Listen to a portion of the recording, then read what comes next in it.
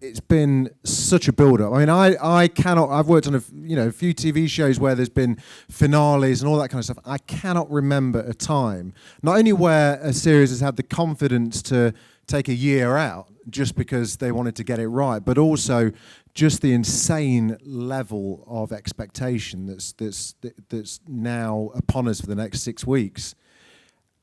How did it feel going into season 8 with knowing that?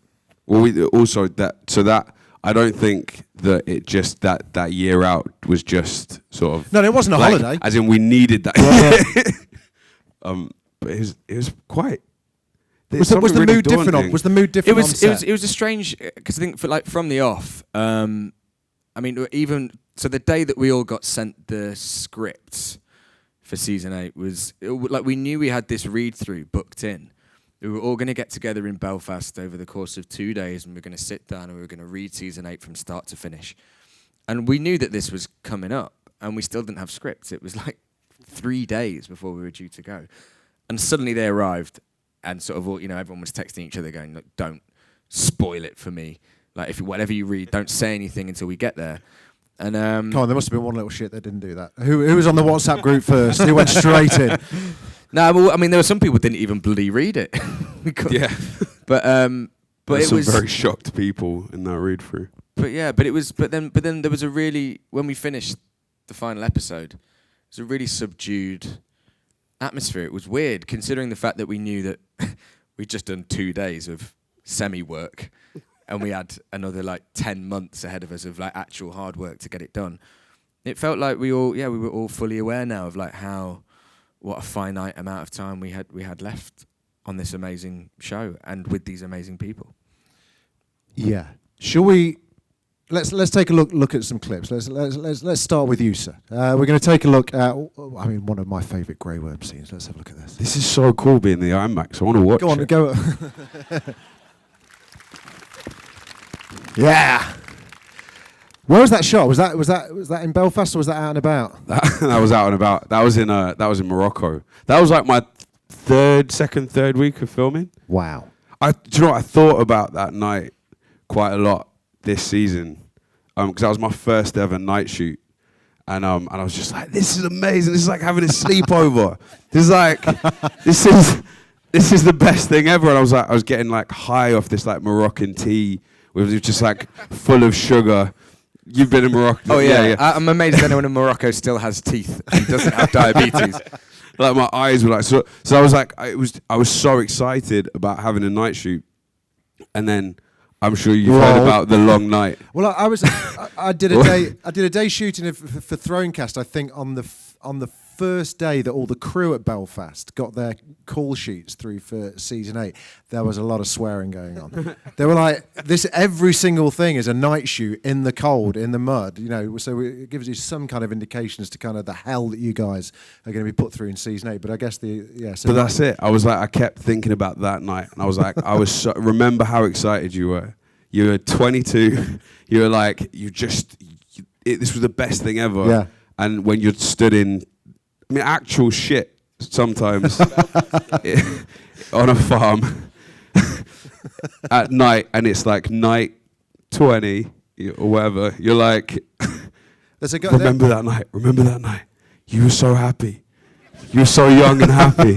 There's a guy called Kenny who deals with all the rare breed animals in just outside of Belfast where you shoot, and he does get orders for lorry loads of different types of animal shit to bring onto set. That's an actual true story. He never told us that. Thanks, Kenny. It was it's a farm. What do you expect? No, they're bringing it in. Specifically for us. Talk to us about Grey Worm. I mean, how was he sold into you? Were you aware of kind of the character before you started? How was he described to you? I wasn't really aware of the books. I hadn't read any of the books, but me and Joe have been friends for about 10 years, so I knew about the show because Joe was in it. I watched it because Joe was in it. I was what's this wizards thing he's talking about? I don't know. Well, also because before season 1, I was incapable of selling the show with any real conviction, because I didn't know what it really was either, and I only had a small part in season 1. And people would go, what are you working on? I go, it's this it's an interesting thing. It's for HBO. It's like medieval fantasy with like dragons, and there's a dwarf in it, and just see their eyes. It's a difficult. glaze over, Yeah, exactly. yeah. They go. But Jacob watched it anyway. I watched I watched it on a plane. I don't know if I told you that. I watched the first 10 episodes. I watched them on a plane, like a long haul flight, obviously, and I was just like, stayed on the plane. This is He only went to Paris. Wait, Ned!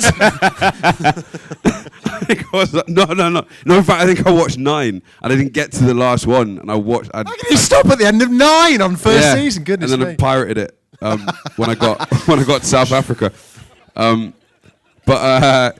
Yeah. So I thought the show was great, and I think season 2 hadn't aired yet when I auditioned for it. Yeah. So it was still like this. There was this thing that people were kind of talking about, but I didn't quite know exactly what it was, and I thought it was great. I was like, I would just love to be in that show. Yeah. And then I auditioned for it in English. They were like, your own accent, maybe like make it a bit posher or something. And then I got the part, and then they were like, so By the way, you don't speak English in you're this. talking like that. Yeah, and I'm like, oh, okay. I did languages at school. Maybe it doesn't exist. It's a made up language. So yeah, and then but it was kind of David and Dan said from the start, they were like, we don't know if Grey Worm's going to be in like 3 episodes, like just until the end of this season, or we don't really know yet what we're going to do. It's kind of more of like a figurehead to represent like the Unsullied. Yeah. But yeah, I remember Dan said something to me in Morocco, which is my whole first season on the show was in Morocco, and he said, he's like, just think of a robot that's made only out of trauma instead of parts. Holy shit. He's like, so whenever you get the instinct to like feel something, just imagine like a rush of trauma going through you, and and so that's why I look like that. That's why I'm doing that face the whole time, because I'm a trauma robot. And then it turned into like Trauma Pinocchio, like is a boy made of trauma who learns how to like therapize himself through other people, or other people teach him to do that. Wow. Yeah. Was it? I mean, I've spoken to kind of a couple of Most of you are like, do you just stand there looking grumpy all the time? There's a lot going on behind. There's a lot going on up there. There's Pinocchio. There's It's all in the eyes. All in the eyes. Was it when you know, because obviously you get told in bits and bobs about what's going on, and you know, I remember interviewing Ian, who was played to Barristan Selmy, like one of the greatest characters, and he was quite angry that he got killed off. He's one of the. He was so bad. Oh my Because he'd read the books and he was like, "I'm good. I am good. I'm there." And then he got the call. She was like, "Why am I only needed for 6 days? What is going on here?" And then read the script, and he was quite cross. Was there a bit where you kind of like, where you rushed to go, how many days have I got left on this on the shoot? And you're like, "I've made it." I constantly thought I was going to get fired, probably because Dan, like the guys were like, we don't know what the long game is for you yet. We're just gonna wait and see. Yeah, exactly. Just dangle that over you. But Ian, me and Ian got on really well. I miss him to this day. He was like great to work with. He would just go on tours of the set just on his own. He'd just walk off. He was on a shooting massive day. fan. He'd be like, "I'm just going for a wee dander." Didn't you say He'd he'd be do like, that "What are you like doing?" mid-sentence as well, like mid-conversation? Just walk off. Just walk off. But I think he said to me, "There's that scene, the scene where he dies."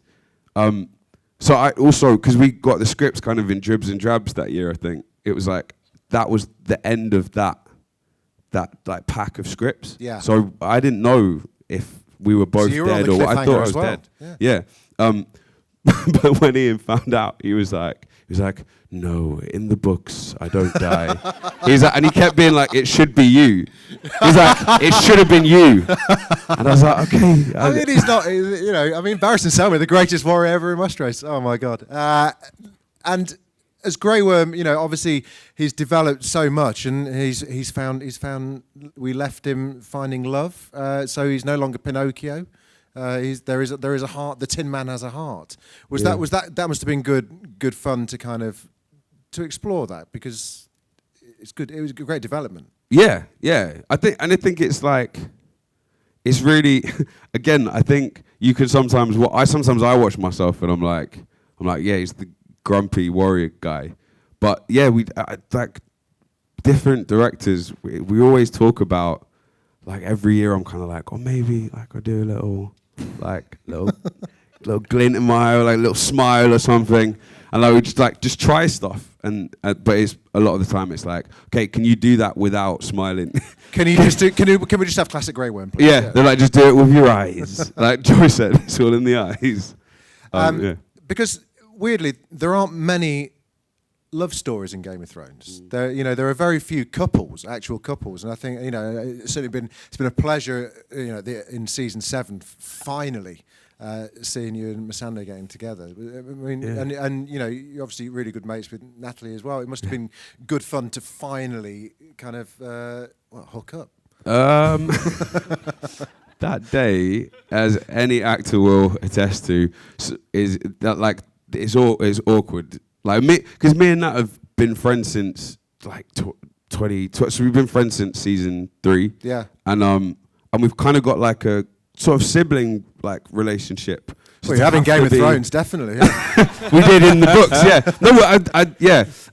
So yeah, it was very uncomfortable, but also it actually like helped in the end that we're friends, because it meant that we checked in on each other that whole time, and it made it less uncomfortable, sort of. I don't know, but it's really nice to be a part of like just a nice. Well, that's what I mean. There aren't many moments where they really care about each other, and they're not trying to use each other. It's like sex isn't about power for them.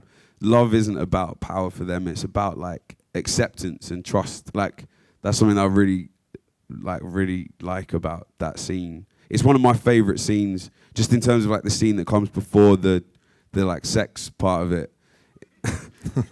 I said that like I've never had sex in my life. You did it. The scene before that, I really love it, because I think it's like it's all about these two people accepting each other for who they are, and being, especially in terms of Missandei and Grey Worm, because Grey Worm's never been naked in front of the other Unsullied. They've probably got a shower. Yeah, is there a backstory to that? Communal shower, I'm sure. Don't know. That's the fan fiction. I think it's time for another clip. Nothing to compare, though, is there? Really? Joe, let's take a look at Gendry, shall we? Right. I don't know about you guys, but when I first saw that scene, it was such a satisfying Game of Thrones moment. I mean, it must have been pretty good for you too. Well, yeah, it was nice to have a job again, wasn't it? Nice to get your job back. So let's discuss that, because as a viewer and as a person that goes on the internet, you can't, hashtag where the fuck is Gendry was going on for a long time. Hashtag still rowing. That's the thing. That moment when I read that, because David and Dan, they like to, and Brian Cogman as well. They like to pepper in, like, usually the stage directions. They like to pepper with in jokes. Yeah. Like there was something in season 7 in the episode after this, Beyond the Wall, where after rowing for a ridiculous amount of time, Gendry then runs at an unfeasible speed.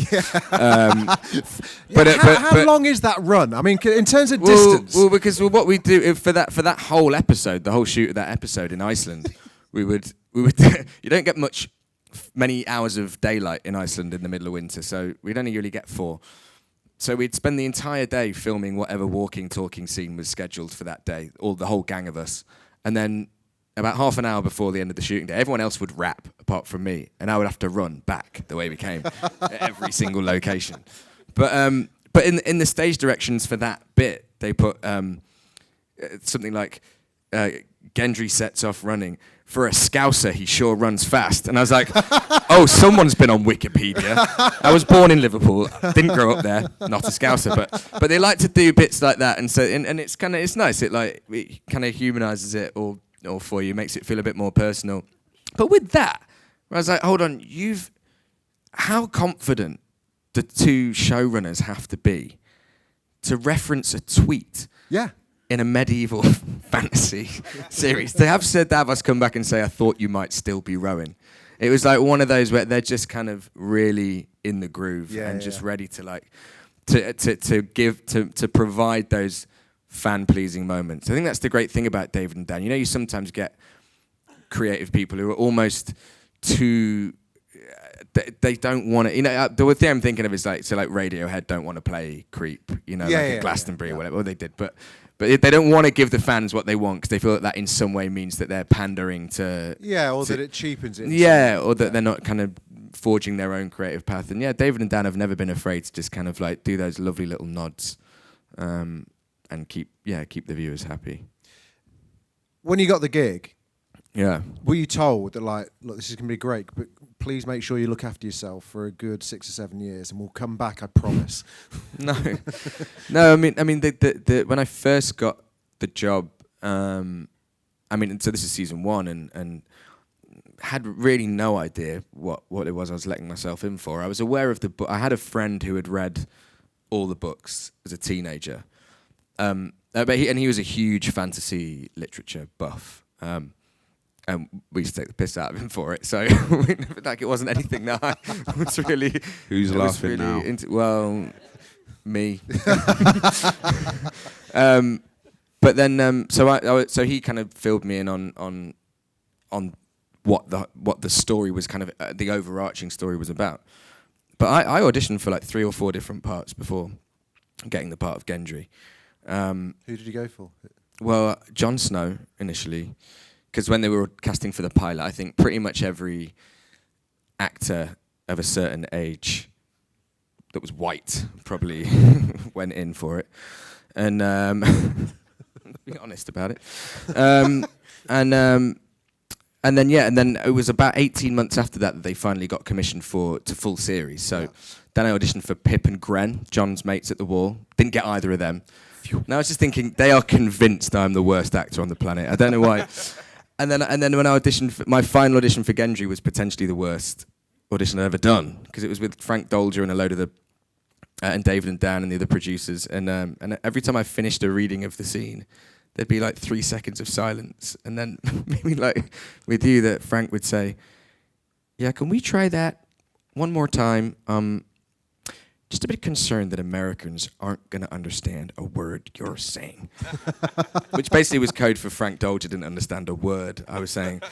And so I just forgot about it. And then when it came through, it was this, season 1, it was a small part in a TV show that no one really knew anything about. So I didn't have a clue. And then at the end of season 3, when they said that Gendry was going to disappear for a while, they did say, look, the plan is to bring him back at some point. That's not very kind. Well, this is it. Well, and when you also know that David and Dan, to their credit, I think, you realise after, once you've worked with them for a while, that they will, whatever it takes to make this show as good as it can possibly be, they'll do. So although, like... It's everything's for the show, isn't it? Yeah, and although from seasons 1 to 3, I felt like their friend, and I was there. I don't think there was anything insincere about that, but it wouldn't have stopped them from just... deciding they didn't have time to bring Gendry back, or that they wanted to go in a completely different direction. So I always had that in the back of my mind. But one of the other things they said they wanted to happen was that they wanted to leave it long enough that people started forgetting about him before they brought him back, so that his arrival would be a big surprise. I didn't see that coming. When he goes in there and we saw the back of your head, and he's like, "Oh, someone's had a buzz." But then you said you had the internet, right? Well, yeah, I know, but you go on the internet. I stay away from it. But when we saw you turn around, it was like that was a great moment. Yeah, it was so. It was so nice, because the thing, and I think in some ways maybe sort of Twitter got me my job back, because I think with you don't find many people saying that, mate. No, it's usually the opposite way around, isn't it? You lose your job, but they were kind of saying that, they wanted people to forget about him, and I think that what they underestimated, and I think what everyone underestimates, is that because of the rich mythology that George R.R. Martin has created, this world in which there are family trees that go back thousands of years, and the political implications of certain relations are so crucial. Yeah. And it leads to endless theorizing. The longer a loose end is left untied, the more conspicuous it gets in Game of Thrones, rather than it being something that just fades from the memory. Is he talking about Lady Stoneheart as well? Give it up. let's talk about Gendry as a guy. Alongside Jon Snow, that's going to be quoted, right? Yep. It's been a long press tour. You've I'm got so to sorry, add Hannah. delirium. Alongside Jon Snow, Gendry is one of the good guys in terms of the fact that he has never asked for any of this. Do you know what I mean? And seeing him kind of being brought back into the fray, it's a little bit Avengers Assemble, and it's a little bit kind of like... Well, that was totally what season 7 was all about, wasn't it? Exactly. Character development. Lob it all Story. But I really need to shut up. You're brave. Oh my God. I don't know. But that's what Joe's it felt not going to be in Star Wars. No, but this is what everyone... Geeks. No. Stop. But this is everyone, like the story you told about Ian McElhenney, and about him being really upset that Barristan Selmy got killed off early. Everyone has this real attachment to their characters, and like you say, we're getting drip-fed information at the same rate that viewers are, maybe just a little bit earlier because we get the scripts before you. But in terms of certain really key pieces of information about maybe where your character came from, what has made him the person that he is today, they're being really drip-fed. So you have all these questions that you want answered too. And I mean, season 7 for Gendry was clearly just about get him back into the story. Just like get him back into it, get him back involved, and let's start moving all these chess pieces in order so that we can start season 8 with a bang. And his relationship to everybody else has been it's not had to be rushed, but you've had to kind of get back into the groove of it quite quickly. Do you know what I mean? In terms of Yeah. There was the scene where you're all heading towards to go and get the white. Yeah. Where you kind of had to make friends with a lot of people very, very quickly, didn't you? Yeah, I mean, and that was it. Like, I don't think there's ever been a more motley crew than that. Motley Crew, even more motley than the band Motley Crue, and a lot of people with. I mean, I just saw Paul Kay across the way. He's Forrest here for Amir was just something backstage. Else. He's okay. But we've been asked quite a lot over the last couple of weeks about our particular personal highlights or experiences that we feel will really stay in our brains, and those few weeks that we spent in Iceland filming Beyond the Wall, it will stay with me forever, because it was an amazing time, and a lot of those actors quite a few of them I'd already worked with, on the show in little bits and pieces, but yeah, Gendry really had to just sort of fit straight back in and try and get over his resentments towards Beric and Thoros and stop talking about that particularly scarring experience with Melisandre. I mean, there's a lot of fan fiction going on about that scene as well, believe me. Could you write weirder fan fiction than what was actually in the show? No, I guess not. It just ends quite differently. Now, before we take a look at I guess we're going to take a look of where we are now in a minute. But has it been fun? It must have been quite difficult, being so separate. There's so many different kind of setups. You could once see it, like you're saying, you're in Morocco. There are other bits going on in Belfast, other bits going on in Iceland, all these places. And as the story has developed and kind of started to gather together, one thing that's kind of become quite clear is that now everybody's kind of getting together. How has it been making that? Because even from a crew point of view, everyone's kind of started to kind of all condense into one giant kind of like monster. Have they?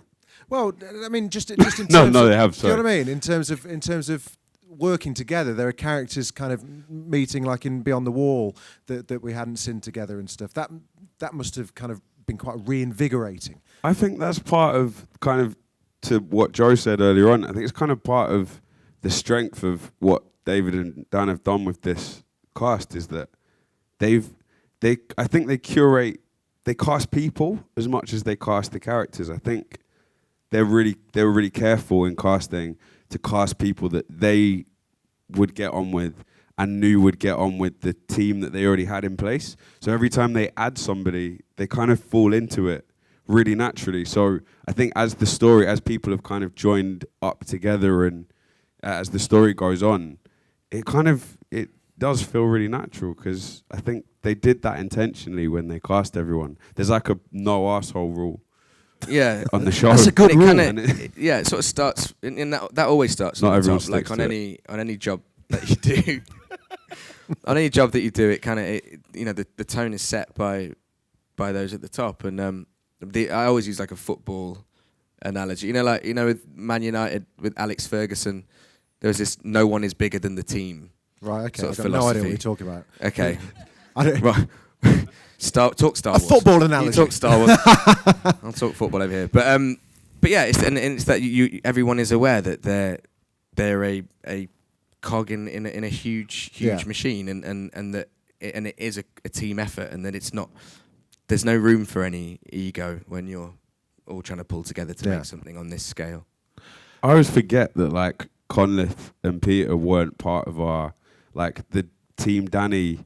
Like when it was Amelia and Ian and Natalie and me, that felt like a proper, and Ian McElhinney. Yeah. It felt like a proper team, and then Ian left and the other Ian left, and then Peter and Conliffe came in. Obviously they had their own thing, and it's like you forget that it wasn't always that way. Yeah.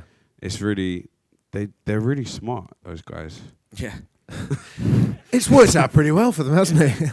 I tell you what, shall we see where we left the team? I need to go further back for this. Oh, no, we're not doing the trailer yet. Okay. No, right. this is where this is the climax of season 7. Let's revisit it and remind ourselves. So, how do you watch the episodes as a viewer? Do you all get to sit together as the cast and crew and watch every episode as they come, or are you kind of the same as us? The last 2 years, I've like watched it in bed on my iPad. My wife's asleep, so I watch it live. But so you don't get any spoilers. Same as we don't see, apart from usually the first episode of a season, then we'll do a couple of cast and crew screenings or premieres and stuff. We then the rest of them we just watch them as they come out. And as it feels, one thing I've noticed, I've watched a few episodes with a few of the cast, and it's great seeing how excited you are by the majesty of it all as much as we are, because it's just well that's before, like in the wilderness years, should we call them, seasons the rowing seasons years. Yeah. 4 to 6 for Gendry. It was one of the great things about it was that I got to watch the show as a fan. I didn't know what was going to be happening in it, and I would sort of be there every week waiting for the new episode and marveling at how this show managed to outdo itself year upon year. And that's kind of what I meant about the season 7 stuff. It was just like so many set pieces, like one after the other, that you didn't quite think could, the last one couldn't possibly top the one before, and it always did. And we always, the IMAX is like something else, but even just seeing them on a regular big screen is pretty special for us, because it feels like that's where they live, like they really hold their own, more than hold their own. It feels like they should be seen on a big screen. And one thing that climactic scene shows is how far I think Game of Thrones has moved along the fantasy genre, because Game of Thrones is an incredibly difficult, like you say, a difficult show to describe to people. There are still twats that take great pleasure in going, never watched it, mate, and they go and it's why are you telling people that though? Because it doesn't. No one asked. Well, exactly. It's like saying people, I don't have a mobile phone. It's like I don't care. But it's like how do you describe Game of Thrones to people? Because I've heard it described as it's a mixture between Lord of the Rings and The Wire, or there's elements of House of Cards, and because do you know what I mean? How do you describe it? Joe described it in a really amazing way earlier on today. Do you remember what you said? Are you giving me Tim Lovejoy's cast-offs now? Yeah. But that's like if you had just had to describe it in 10 seconds. Yeah. Yeah. Sorry. But in what scenario would you have to describe it in 10 seconds other than being on Sunday brunch in the morning before drinking whiskey? Yeah, and after drinking sherry. I was a bit lit. It's same on Sunday brunch today. Yeah. But the fact that season 7 climaxed with pure fantasy, and yet the whole world was gripped and completely sold on the Night King and the terror of the Night King, and like the how distraught we all were when Viserion was yanked out of the ice. It's the metaphors of it all have worked so well. I think, like you said, I think you could kind of tailor successfully, without lying, the show to different people with different tastes. I think you can say to somebody who really loves like scandal, you can be like, oh, well, this is full of like political intrigue. You could say to House of Cards, you could say to somebody who loves like family loves, okay, I'm going to use EastEnders. Who loves EastEnders. You could be like, it's full of family drama. Yeah. You can say to somebody who loves superhero movies, you can What's be it like, about? What's it about to you individually? Yeah. What do you which bit do you relate to the most? Which part of it? I think there's this like real drive in the story where, like, for me, I really love watching things where there's not like a right and wrong answer, where it's all kind of grey, and I love the greyness of the show. Not because he knows what he's doing. He knows what he's doing. He's a pro. You loved yourself. That's not.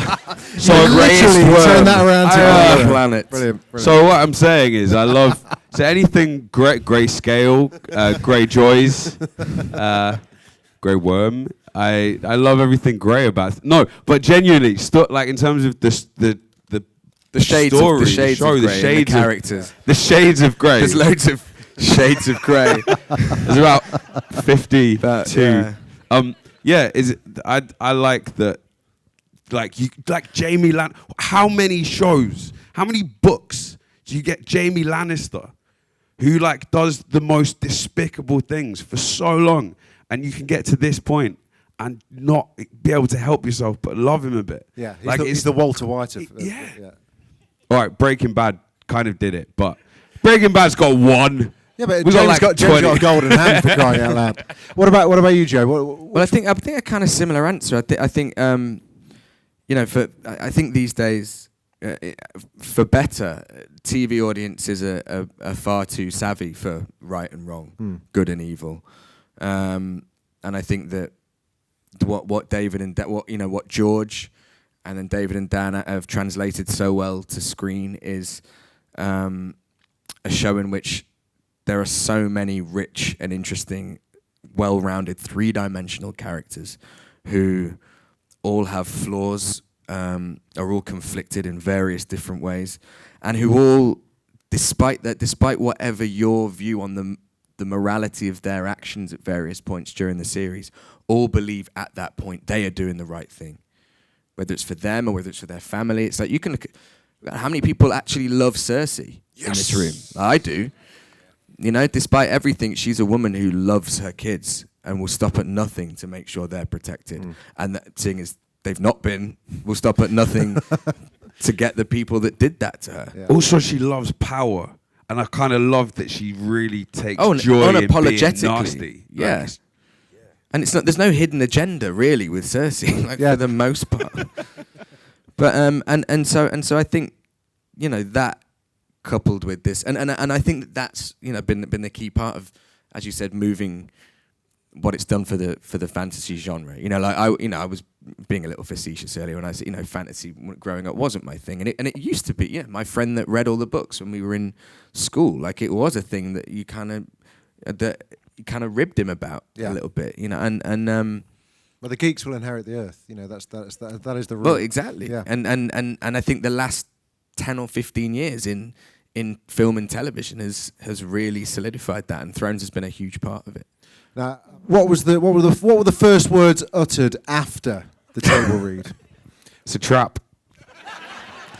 What was the mood like?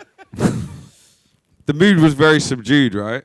But not necessarily related to the contents of the show, but just because, like Joe said, I think Joe said it perfectly earlier on. It was like we were like, "Oh, this is over. This massive portion of our life is done."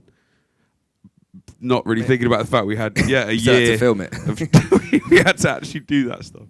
But it was it. I think it was Kit said a while ago, and it kind of resonated with me that at the end of that read through, he said that normally when you get a set of scripts through for a season on Game of Thrones, you get to the end of the final episode and it says end of season 3, end of season 4, and at the end of this it said end of Game of Thrones, and it just like really hit home. Got goosebumps just saying it, and I got goosebumps just watching that trailer again. Yeah. I mean, I've seen that so many times now, but on that big screen, it just it looks amazing. I'm going to be watching the Avengers on this screen in like 2 weeks. And I was like, I just saw my face. I saw Joe on here. Well, I mean, there's only 6 episodes. We've waited a long, long time for them. Is it fair to say that the kitchen sink has been thrown at this, and this, it's got everything going for it? Is that a fair assumption? This is going to be the hardest conversation I've ever had in my life. It's really fucking good. Yeah. I say that as a fan of Game of Thrones. Yeah. Yeah. Well, at the Belfast premiere on Friday, how satisfying was that? I don't even know what I can say. Can someone take Hannah from HBO out of the room? Then we can really have a good conversation. But I've got so many questions I want to ask.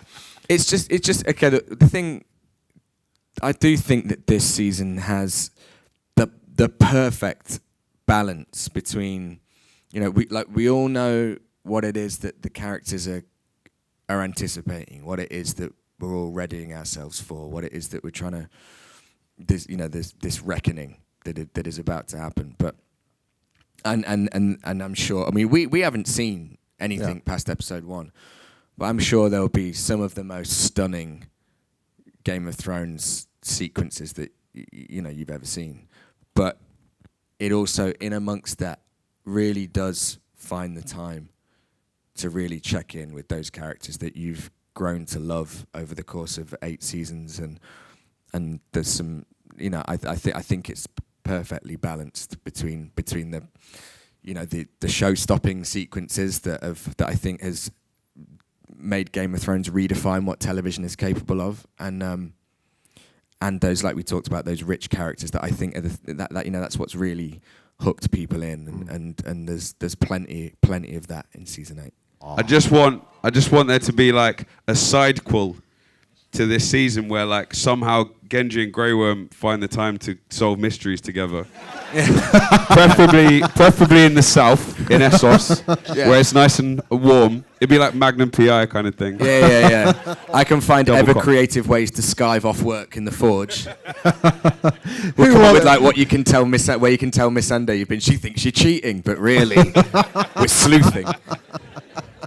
Latter, definitely. Yeah. Easy. Also, because you get to show off, right? Yeah. You get to do your thing a bit more. I mean, I was so impressed when I saw that scene for the first time that we watched earlier, because that little snippet that we watched. That's not even the most mental part of that, isn't it? No, well, it is quite. I'm not saying this to criticize David Nutter, but it's quite choppy. Whereas we actually choppy filmmaking. It's a little bit choppy. No, but like we spend so much time learning these things, and like I'd say everybody in the cast does, like the stunt team are amazing, but everyone in the cast does their own fighting. So like and you just drilling it. So you want to try and get the whole thing in one.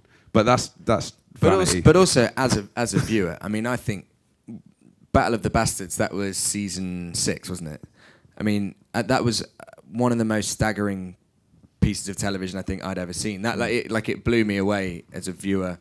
And the thing that I loved about it was that, I think we've all seen so many movies and TV shows with battle sequences in them, and I think often if the cutting's too quick, you get desensitized to the violence a little bit, and it all just looks kind of like shadows, shapes kind of moving, blood splattering, silhouettes, and something about the way the Battle of the Bastards was shot was so real, and visceral, and it was because The claustrophobia. yeah, battles that it's not always frenetic action. Sometimes it slows right the way down, and that moment where they're all surrounded, and the Boltons are just like moving in slowly. The shields are moving in, the spears are moving in, or even just the bit where Jon Snow's suffocating under a pile of dead bodies.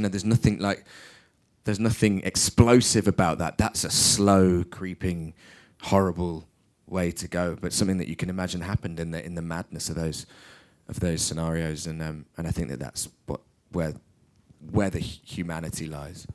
Hopefully not. Yeah, hopefully not. I think that's. Yeah, I think the great thing about the way Game of Thrones has evolved over the years, and the way that it's not, now that we have things like Sky Plus and we can stream and we can record and watch things when we want, you do lose that sense of event television. And I personally love the feeling of sort of communal viewing, where even you might not know anything, but you just that feeling that you and millions of other people around the world are watching something at the very same time.